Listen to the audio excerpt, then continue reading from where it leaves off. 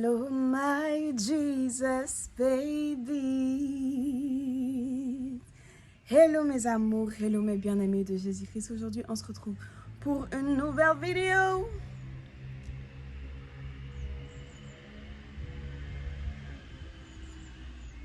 Donc aujourd'hui on se retrouve pour une nouvelle vidéo mes amours. Ne pensez pas que je vous oublie, je ne vous oublie pas. Les vidéos restent postées chaque une semaine sur deux. Donc aujourd'hui on va parler d'un nouveau sujet, mais je viens de voir un commentaire sur la chaîne par rapport à une vidéo, du coup, par rapport au FAQ, et j'avais pas du tout vu en fait. Du coup, je voulais m'excuser à la personne, mais du coup, je vais reposter la vidéo en diminuant le son pour qu'on entende mieux ce que je dis, parce que j'avais pas du tout vu le commentaire et je viens de checker. Donc voilà. Et donc du coup, aujourd'hui, vous l'avez déjà vu dans le titre, aujourd'hui on va parler de quoi? On va parler de la dépendance affective. Parce que oui, tu peux être dépendant affectif même quand tu es chrétien en fait. Tu peux juste dépendre et ça c'est une des plus grandes... Ça en fait, lorsque tu résous ce problème, tu es un des plus grands dangers pour le diable parce qu'il ne sait plus comment t'attaquer. Il ne sait plus comment il va faire pour te garder en captivité, comment il va faire pour te garder en prison parce qu'en fait, tu vas briser les chaînes de la prison. Donc, alors, c'est quoi la dépendance affective? Aujourd'hui, dans ce monde, beaucoup de personnes souffrent de la dépendance affective, c'est-à-dire dépendre émotionnellement de quelqu'un et ne pas pouvoir réaliser certaines choses sans la présence, la validation ou alors la communication avec cette personne-là. Donc, par exemple, la dépendance affective, c'est dire si jamais cette personne n'est pas avec moi, je n'y arriverai jamais ou je ne me sentirai pas bien ou je ne saurais pas m'en sortir sans cette personne-là. J'ai besoin d'être avec cette personne et sans être avec elle, je ne suis rien en fait. Donc oui, je veux bien me convertir à Jésus-Christ de Nazareth, mais moi, je ne veux pas abandonner, je ne sais pas, par exemple... la personne avec qui je suis, alors que je sais que Jésus va dire que c'est un péché parce qu'on n'est pas marié. Je ne veux pas quitter cette personne-là parce que voilà, moi j'ai besoin de cette personne-là dans ma vie.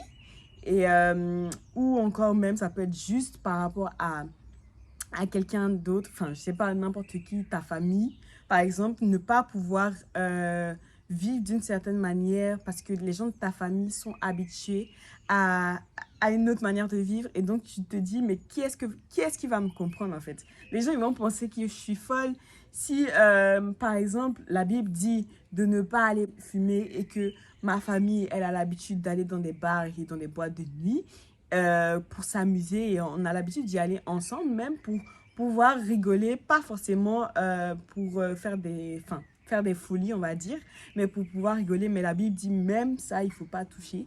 Et bah ça sera compliqué pour toi, ça sera compliqué pour la personne qui me regarde, c'est compliqué pour tout le monde de se dire mais comment est-ce que je ne vais pas être impacté et dépendre des gens qui font ces choses là. Alors, donc la première chose, en fait, par rapport à la dépendance affective, c'est qu'il faut d'abord savoir ce que c'est. Donc, c'est vraiment, en fait, une dépendance. Sans les personnes, vous ne vous sentez pas vous-même. Sans les gens qui sont les acteurs de votre dépendance, vous ne pouvez pas... vous vous sentez pas bien. C'est comme s'il y a quelque chose qui manque. Et en fait, le truc à savoir, c'est qu'il faut que vous sachiez quelque chose. Quand vous rentrez à Christ, vous n'êtes jamais seul. C'est-à-dire qu'il ne faut pas se dire « Ah oui, mais depuis que je suis chrétien, parce que j'ai vu beaucoup de fois ça, oui, depuis que je suis chrétien, il n'y a plus personne qui est mon ami.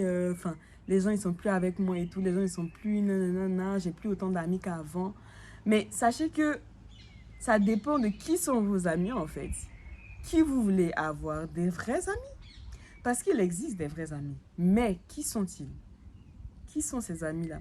Eh bien, c'est les amis qui viennent du royaume des cieux, c'est-à-dire les anges, qui sont vos amis, qui sont des personnes qui sont vraiment mieux même par rapport à vos amis ici. Parce que, pourquoi?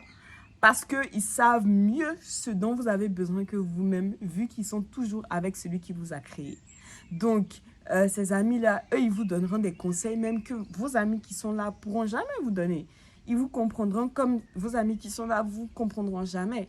Et donc, en fait, il ne faut pas se dire que lorsqu'on vient à Christ, oui, je dois tout abandonner, tout ce que j'aime. Dieu me demande trop d'efforts, donc moi, j'ai pas envie et tout. Genre, ce qu'il demande là, c'est trop. Parce que vous voyez ce que vous perdez, en fait. Mais vous ne voyez pas ce que vous gagnez. Vous ne voyez pas qui vous gagnez. Vous ne voyez pas avec qui, avec quel entourage vous allez désormais, comment ça s'appelle, désormais vivre. Et aujourd'hui, moi, je suis là pour vous parler de ça. Alors, comment se dire, parce que c'est pas facile en pratique, comment voir que oui, il y a d'autres personnes qui seront avec moi si je ne vais pas avec les personnes, mes amis habituels avec qui je fumais et maintenant que je veux devenir chrétienne, je dois arrêter de fumer. Si je n'ai plus ces amis-là, comment est-ce que je vais m'amuser? Comment est-ce que je vais faire pour passer du temps? Première chose que j'ai dit, savoir que vous avez d'autres amis. Et comment vous rapprocher de ces amis-là, c'est la parole de Dieu. Il n'y a pas de remède miracle en fait. Il n'y a pas de truc.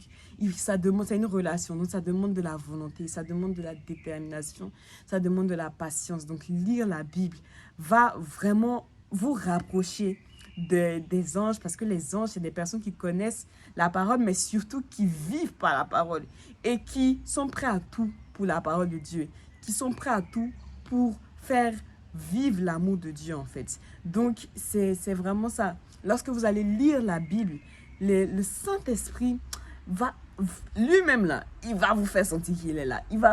Vous n'aurez même pas besoin de lui demander en fait. Vous pouvez prier, mais lui-même, lorsqu'il va voir que vous lisez, non seulement vous lisez, et vous êtes sincère, ce que vous lisez, vous appliquez ce que Dieu dit dans sa parole, il va voir votre sincérité, il va voir en fait que on dirait qu'elle est vraiment déterminée. Parce qu'on peut lire la Bible, hein, mais on n'est pas sincère. Il ne suffit pas juste de lire la Bible, il suffit de croire et d'appliquer la Bible. Ce qui est dit dans la Bible. Et c'est là le truc. Et s'ils voient ça, vous serez de plus en plus proche d'eux parce que vous serez comme eux, en fait. Parce que eux, ils obéissent à Dieu. Et donc, si vous obéissez à Dieu, vous serez aussi proche d'eux, d'accord? Donc, c'est vraiment ça qui est important, vraiment. Les premiers points, sachez que vous n'êtes jamais seul.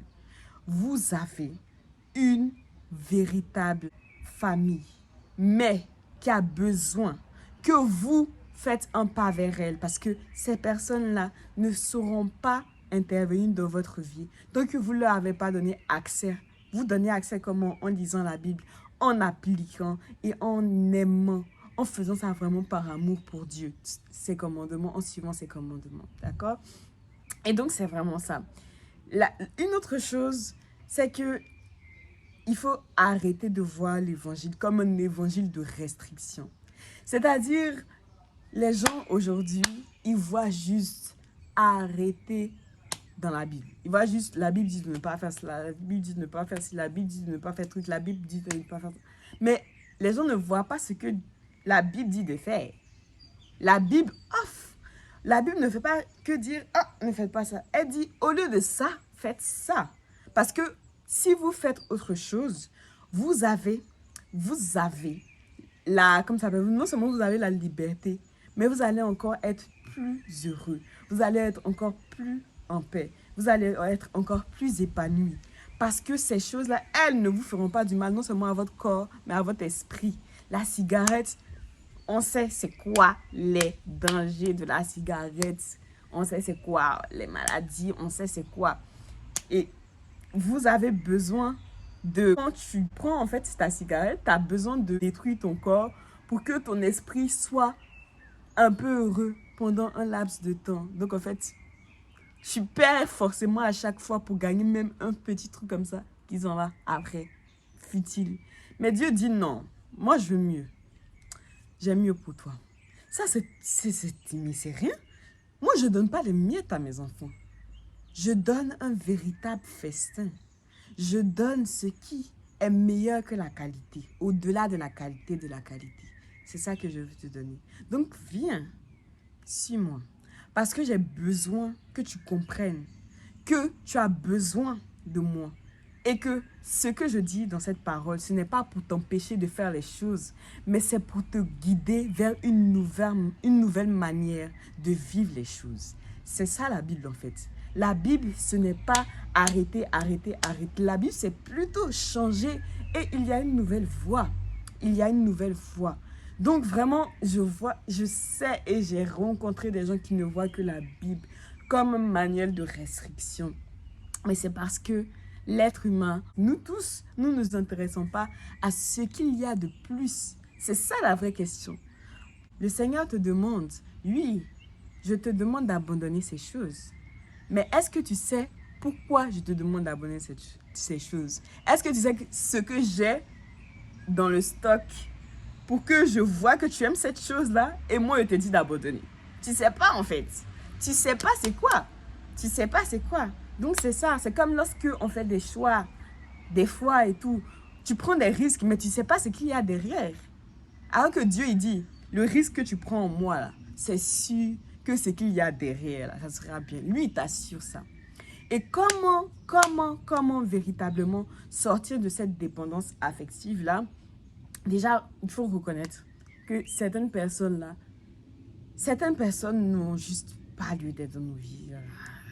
Elles sont là, elles parlent et tout. Ça sert à rien en fait, ça puise notre énergie. Ça ne fait que nous donner des pensées, enfin, des fardeaux en fait. Certaines personnes, elles sont là que par exemple pour critiquer, pour juger, pour tout simplement dire des trucs négatifs d'autres personnes. Vous pensez que vous avez besoin de ces personnes-là? Vous n'avez pas besoin d'elles. Vous avez besoin d'une motivation qui n'est pas destructible, d'une motivation solide. C'est la parole de Dieu. Personne ne peut vous enlever ça parce qu'elle est éternelle et tout ce qui est dit dedans est la réalité elle-même. OK? Donc, sortir véritablement de cette dépendance affective, accepter de lâcher prise sur les gens. Vous n'avez pas besoin de tout le monde. Vous n'avez pas besoin que tout le monde soit autour de vous. Déjà même, des fois, on va avoir plein de gens, mais on n'aime même pas ces gens-là aussi. On a qu'à se dire la vérité. Vous aimez le monde entier, c'est-à-dire vous voulez que tout le monde soit votre ami. C'est pas vrai.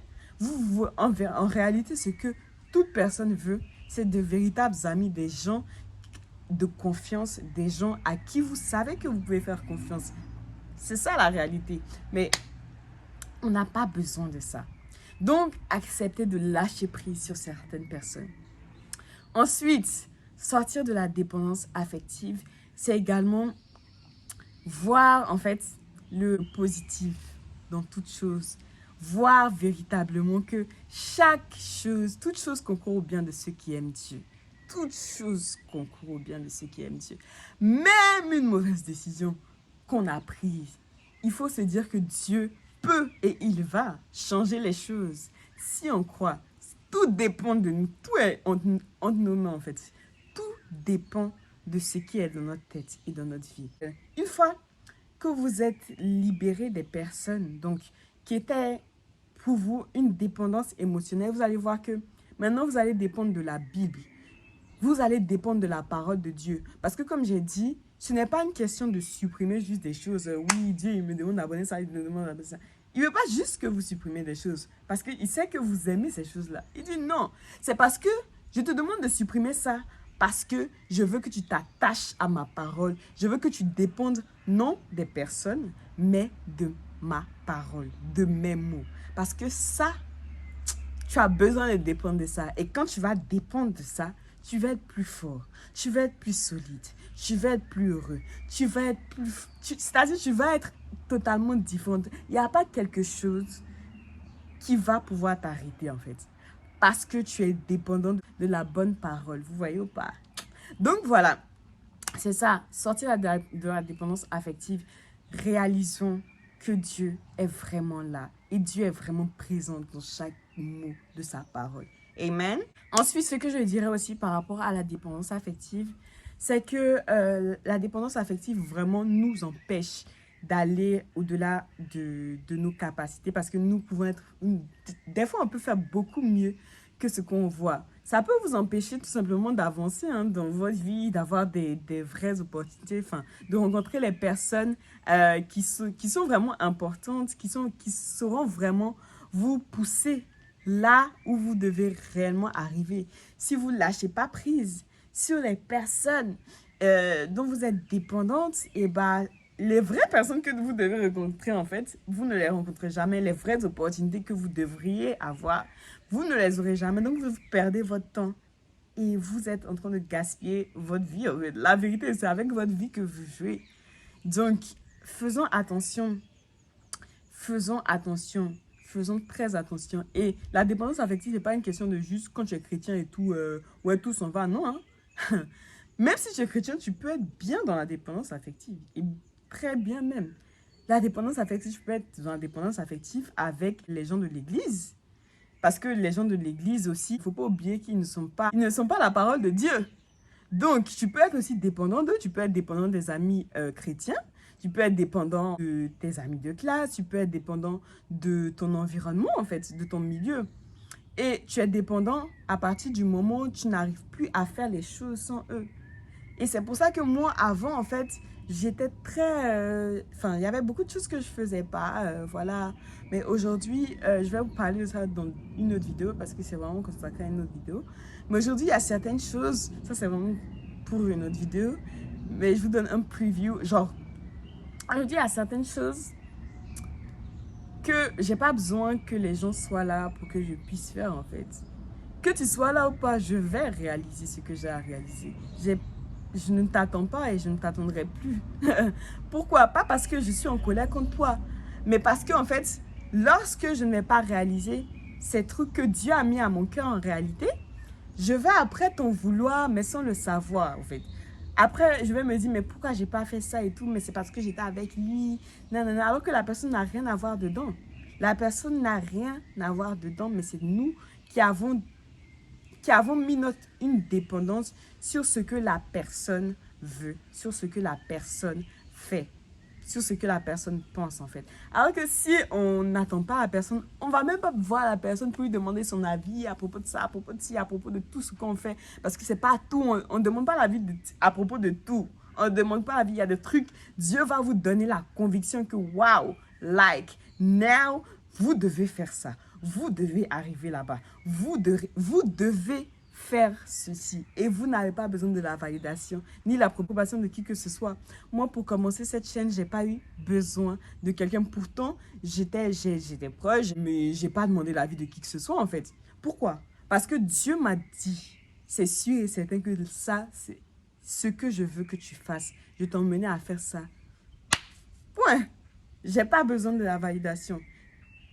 J'ai pas besoin de la validation de quelqu'un. Parce que si la personne ne va pas en plus dans le sens de ce que Dieu m'a dit, ça va me faire mal. Je vais dire, mais il faut que cette personne-là soit d'accord. Et c'est comme ça qu'on se fait mal au quotidien. Vraiment, la dépendance affective, c'est très subtil. Parce que, en fait, c'est comme si tu demandes à la personne de tout le temps valider ce que tu fais. Tu demandes à la personne de comprendre des fois des trucs que Dieu met dans ta tête. Tu demandes à la personne d'être d'accord avec toi sur tout. Mais non, en fait. Parce que ce que Dieu a mis en votre cœur, ce que Dieu a mis en vous, il n'a pas forcément mis ça en la personne. Ce que Dieu vous a fait comprendre, il ne veut pas forcément que la personne comprenne. Il veut que vous compreniez. Et des fois, on a mal et tout. On dit, mais toi, tu ne me comprends pas ou bien tu ne m'as pas écouté. Genre, ça, là, tu ne me soutiens pas. Donc ça me blesse. Et là, on se vexe. Et là, il y a les blessures intérieures. Et c'est là que beaucoup de problèmes dans la société se passent. C'est parce que nous-mêmes, on attend que notre entourage soit d'accord avec tout ce qu'on fait, en fait. On est dépendant de ce qu'ils pensent. Mais et s'ils ne pensent pas la même chose? Il faut arriver à un degré, et c'est la véritable maturité, ce dont je vous parle, que les gens ne seront jamais d'accord. À partir du moment où tu acceptes ça, toute ta vie, tu seras libre. Pourquoi? Parce que tu pourras en fait réaliser des choses incroyables sans l'avis des gens et tu seras heureux des résultats parce que tu n'as pas eu à dépendre de l'avis de ceci ou de cela qui va venir te décourager en fait. Et ça, non, le diable déteste ça. Pourquoi? Parce que il veut te garder. Non, il veut pas que tu puisses arriver à faire ce que Dieu te demande de faire. Il veut pas que tu fasses des choses pour que vraiment, là, tu vas réussir et tout. Il veut pas en fait. Il veut pas. Il veut que toi, tu restes là à attendre que les gens comprennent tout ce que tu vas dire, que les gens te disent, ah oui, là, j'agrée, pour que, à partir du moment où là, maintenant, une personne n'est pas d'accord pour te faire mal. Et après, tu te disputes avec elle. Et après, maintenant, vous ne comprenez pas. Vous ne vous comprenez pas. Et donc, après, vous êtes dans des conflits. C'est ça que le diable veut. Mais aujourd'hui, mes amours, je suis là pour vous parler de ça. Arrêtons d'être dépendants de ce que les gens pensent. Choisissons de, comment ça s'appelle? Choisissons en vérité d'écouter ce que Dieu, lui, nous dit. Dieu, là, sa manière de parler pour entendre ce qu'il dit, c'est pas aussi compliqué que ça. Il faut juste être convaincu et écouter ce qu'il dit. C'est-à-dire, donne-moi des signes. Aide-moi à comprendre ce que tu me dis. C'est fini. Et avec votre foi, il n'y a pas d'autre issue. Il va répondre. Il n'est même pas compliqué pour ça. Il n'est pas compliqué. Donc voilà, mes amours, c'est ça. C'est très, très important. Vous avez des amis. Vous avez des personnes qui seront toujours là. Le Saint-Esprit, il sera plus là que les gens qui sont présents devant vous. Parce que lui, il sait ce que les gens ne savent pas. Et il voit ce que les gens ne voient pas en vous. Il voit le pire en vous. Et il vous aime quand même le plus. Arrêtons de dépendre de quelqu'un. On ne vous a pas compris. On vous a dit que jamais votre projet va aboutir. On vous a dit que, ah oui, mais vous êtes encore jeune et on ne comprend pas pourquoi est-ce que vous arrêtez de vous amuser comme les jeunes de votre génération. C'est pas grave. Acceptez. Faites ce pas vers la maturité. Que les gens là, ils ne comprendront pas pourquoi vous faites ça. Et vous serez en paix. Et là, vous allez vivre la véritable vie, c'est-à-dire la vie de liberté, la vie sans la charge de la vie des gens. C'est une énorme charge, c'est une charge. Non, dont il faut se débarrasser. Parce que quand vous êtes déchargé de ça, vous devenez la meilleure version de vous-même. Donc voilà mes amours, je vous fais de gros bisous. J'espère et je prie que vous avez aimé cette vidéo. J'aurais aimé tellement savoir ça au début de ma vie chrétienne. Arrêtez d'être dépendante affective. C'est-à-dire, en fait, attendre que les gens comprennent, genre, like, mais t'es chrétienne, mais t'écoutes pas les musiques du monde, t'écoutes pas Caris, t'écoutes pas Booba et tout. Non, j'écoute pas. Et alors, mais genre, pourquoi tu comprends pas que j'écoute pas? Moi, je comprends pas et tout. Pourquoi t'écoutes pas ça? Mais pourquoi tu comprends pas? Pourquoi tu comprends pas, en fait? Vous voyez, on est blessé pour rien. Mais acceptez qu'ils ne comprennent pas parce que Dieu a mis en vous certaines choses qu'il n'a jamais mis aux autres. Donc, je vous fais de gros bisous et je vous aime. J'espère et je prie que vous avez aimé cette vidéo, qu'elle vous aura édifié. Et je vous fais de gros bisous. Je sais que ce sujet n'est pas facile et c'est un combat de tous les jours. Mais qui est avec vous? Le Tout-Puissant. Donc voilà, j'ai confiance que vous allez d'être ça en fait. Period. Je vous fais de gros bisous. Et j'ai prié, j'espère que vous avez aimé cette vidéo. Bisous!